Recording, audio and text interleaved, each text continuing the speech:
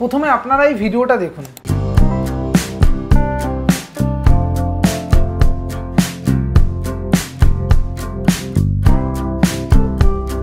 আপনারা হয়তো দেখে একটু হলেও বুঝতে পেরেছেন এটা কিন্তু ওনার কোনো নর্মাল হেয়ার না। এই হেয়ারে উনি অনেকবার কালার ও স্ট্রেটনিং করেছেন। তো এবার কথা হচ্ছে এই হেয়ারে স্ট্রেটনিং করা যাবে কি না, এর সম্পূর্ণ বিষয়টা আজ আমি আপনাদের শেয়ার করব। এর জন্য ভিডিওটা স্কিপ না করে পুরোটা দেখুন। স্কিপ করলে কি হয়, কিছু কিছু মেন বিষয় যদি আপনি মিস করে ফেলেন সেক্ষেত্রে পুরো বিষয়টা আপনি ভালোভাবে বুঝতে পারবেন না।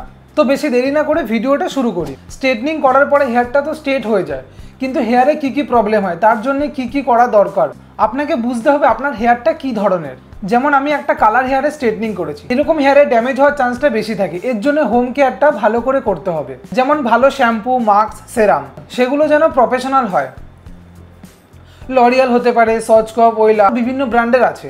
আর একটা মেন বিষয় হচ্ছে যেদিন আপনারা হেয়ার ওয়াশ করবেন, শ্যাম্পু করার পর হেয়ার মাস্ক বা কন্ডিশনার ভালো করে হেয়ারে লাগিয়ে রাখবেন। হাতে যদি সময় থাকে 5 মিনিটের জন্য ছেড়ে দিন। এতে কি হবে, শ্যাম্পু করার পর আপনার হেয়ারের ফার্স্ট লেয়ারটা ওপেন হয়ে যায়। তারপরে যদি মাস্ক বা কন্ডিশনার ইউজ না করা হয় সেই ক্ষেত্রে কিন্তু হেয়ারটা প্রচণ্ড পরিমাণে ড্রাই হয়ে যেতে পারে। এরপরে সেটা ভালো করে ওয়াশ করে নেবেন যেন হেয়ারে বা স্ক্যাল্পে লেগে না থাকে, নাহলে কিন্তু হেয়ার ফল হতে পারে। তারপর আপনার আরেকটা জিনিস করতে পারেন, টাওয়াল ড্রাই করার পর হেয়ার সেরাম লাগিয়ে নেবেন। তাতে কি হবে, আপনার হেয়ারটা সফট ও স্মুথ থাকবে। এইগুলো যদি আপনি মেনে চলেন তাহলে আপনার হেয়ারে কোনো ক্ষতি হবে না।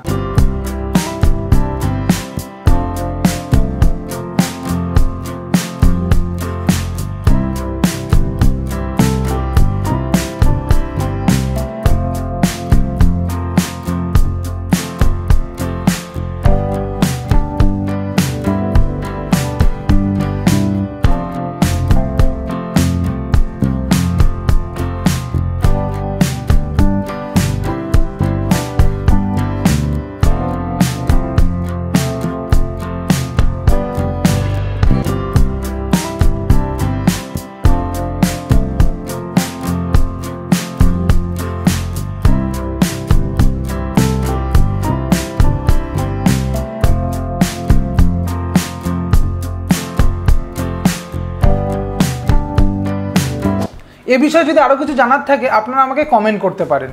ভিডিওটা যদি ভালো লেগে থাকে একটা লাইক করে সাবস্ক্রাইব করতে ভুলবেন না। সবাই ভালো থাকবেন, সুস্থ থাকবেন, দেখা হচ্ছে নেক্সট ভিডিওতে।